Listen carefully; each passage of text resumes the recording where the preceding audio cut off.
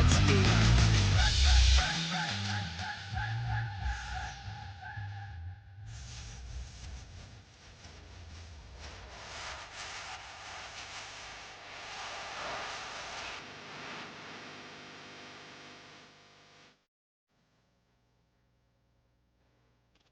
I stand here in front of you as a representative of Europe, a continent which once shaped the world, and great continent, a continent of great explorers and inventors, industrial revolutions, Columbus and Copernicus, Leonardo da Vinci and Nikola Tesla.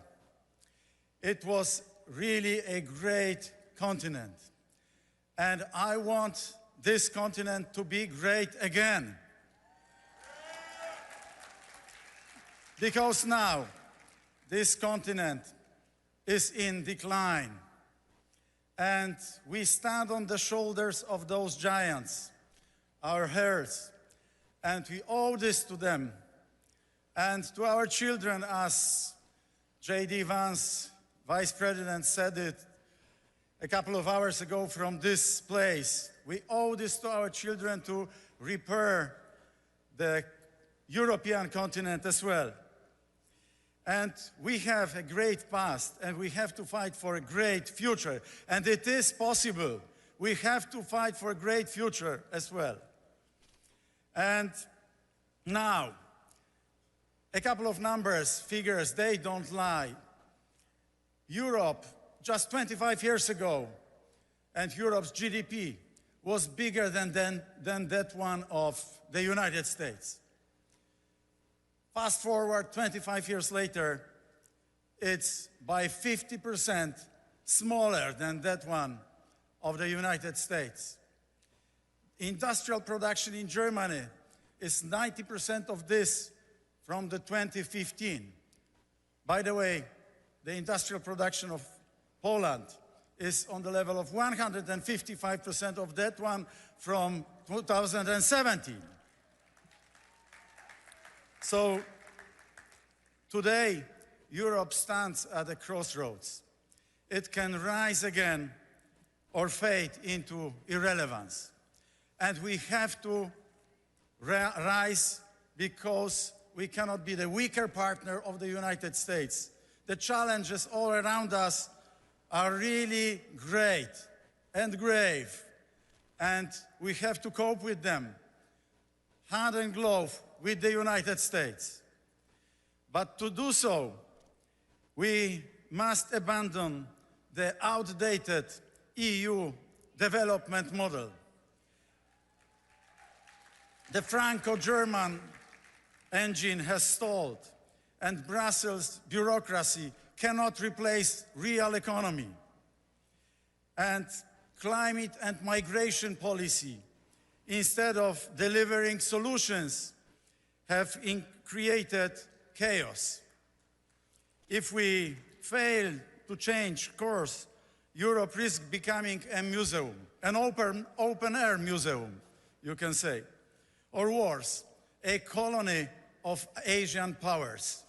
That's a real threat. And Europe faces many threats. Among them, not only a very stupid Green Deal policy, illegal migration policy, which actually is an open door policy for everybody from Africa, from the Middle East, the Willkommenskultur of Germany. Totally wrong. But also it suffocates the free speech, and it also fights with very poor defense system. If we do not fix these internal failures, we will have even bigger challenges to deal with, because Russia, the illegal migration, China, and Islamic terror is just next door, behind the corner. Right now, bureaucracy is killing Europe. I tell you, Europe used to award ambition once upon a time. Now it awards compliance. We need a renaissance of the European industry. We need a program designed and crafted in Europe 2040, exactly like the Made in America, Made in China as well. But we don't have it. The EU was built on economic cooperation and freedom. And today, every entrepreneur, every innovator, every visionary faces an army of regulators. That's Europe. They don't build, they don't support, they punish, they restrict, they require ESG or DEI or another acronyms. This is what is happening across Europe. So we see this weakness of the European Union in the AI. We have the thickest AI rule books and we have the strictest AI regulations, but meanwhile we don't have AI in Europe, unfortunately. We can see this very weakness of the European Union in our industry. Energy prices are soaring. Vice President J.D. Vance was dead right saying that we have to lower the prices of energy. I envy so much your program, Drill Baby Drill. We'll look for one in Europe. Because factories are shutting down, carbon leakage everywhere, mass layoffs in Europe, yet European elites push towards unrealistic climate policies instead of securing the economic strength and economic growth. We also see this European weakness in the area of freedom. The European Commission speaks of democracy while silencing dissent. They manipulate elections. You've heard about what's happened in Romania. My friend George Simeon from Romania is here with us. And they fight with all the Republican movements, including my political camp. You might have heard about the Hudson Institute report quite recently published. What red lines were crossed, what Rubicons were crossed. Attack on democracy, attack on free speech, attack on opposition, putting opposition members in jail. Exactly what Vice President J.D. Vance said in Munich is happening in my homeland. What is this? Is this democracy? The liberal leftist government and liberal left organizations receiving money from the European Commission, receiving money from USAID, NED, the Soros Foundation. They were furnished, they were supported from all over the place. So how our presidential candidate, and we have the presidential elections 3 months from today, how he can fight on level playing field with all the propaganda coming from outside, with the Russian disinformation and manipulation coming from the East, and all the leftist money coming from the West. That's really difficult. And I tell you, in 3 months from today, the presidential elections will be after the first round. And it is a very critical moment for Poland. Depending on who is going to win, our beloved country will go towards the Republican values or leftist liberal values, or anti-values, I should have said. My government was punished for standing up to Brussels. EU recovery funds were blocked, and this was against all the rule of law in Poland.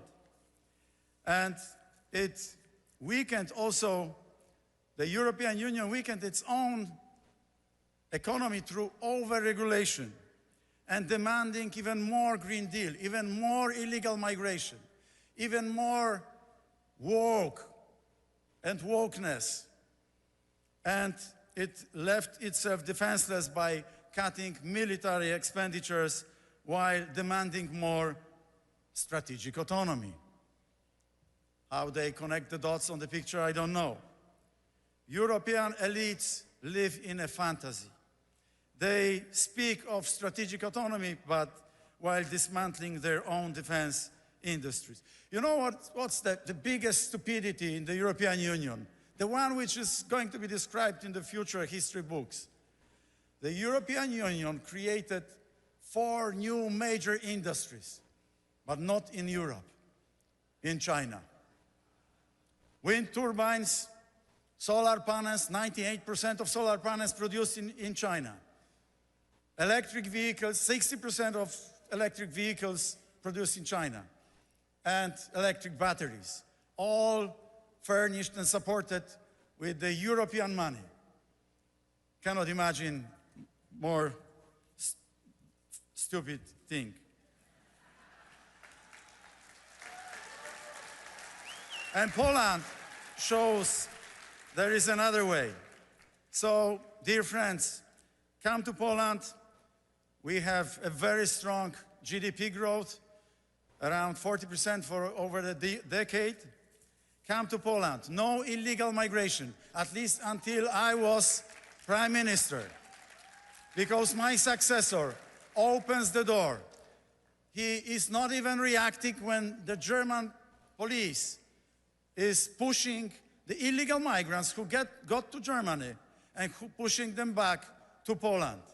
So right now you can feel very secure in Poland. But what will happen in a couple of years' time if they continue their mad policy, I don't know.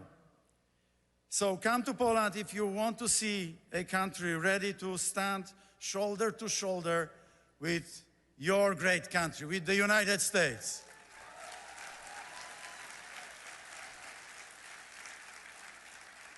But why is Poland safe and strong?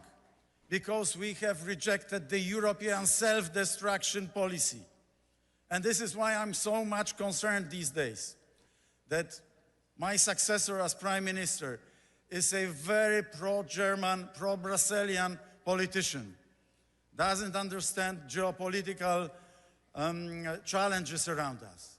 And he can destroy this very Poland, which we love. We cannot allow him to do this. I refuse to accept Europe's decline. While I was Prime Minister, Poland grew on average around 4 percentage points. And we had a period of time when we were catching up with Germany and the other Western European countries as the fastest pace in our history. Thank you. And history is unforgiving to those who remain passive. So we have to really fight shoulder to shoulder to regain free Poland. We have to fend off all those leftist and liberal ideological tendencies.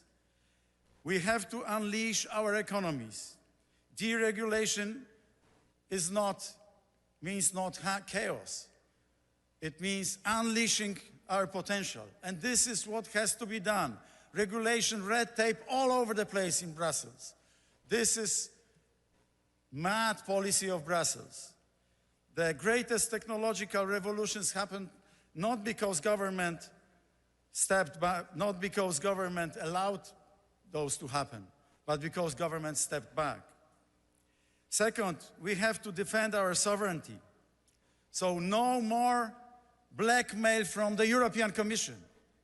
No more juristocracy. Do you have juristocracy here in the States? We have it all over the place in Europe. And in Poland, it's crazy. Third, we have to rebuild our defense. And Poland is dedicating more than 4 percentage points on defense. It's the country where, while I was able to repair the public finances and the Polish budget, I have left the Polish budget in a very good state. And my successors are trying to take credit of this. And we are spending 4.7% on defense because we know how important this is. Europe created the first universities, the first modern economies, the strategies that shaped history. Now we must awaken that spirit again. The spirit of inventors, the spirit of ambition, the spirit of courage and determination. On top of the already existing difficulties, problems, we have this huge war in Ukraine. And there is the space of intermarium of which Poland can be a barbican of stability between the Black Sea and the Baltic Sea. And we want to be the indispensable ally of the United States in this part of the world. We need you, but I believe you need us as well. So if we fail, Europe fades into history. Europe is declining. If we fail, Europe will become a junior partner of Russian-Chinese tandem. And together, Russia, China, and Europe is stronger than the United States. So it's a jeopardy for the security and stability and prosperity of the United States as well. If we act, however, Europe shapes the future. If we restore our strength and our vibrant economy, Europe and the USA together may stay as a beacon of hope and freedom. The choice is ours. Let's make Europe great again. Thank you.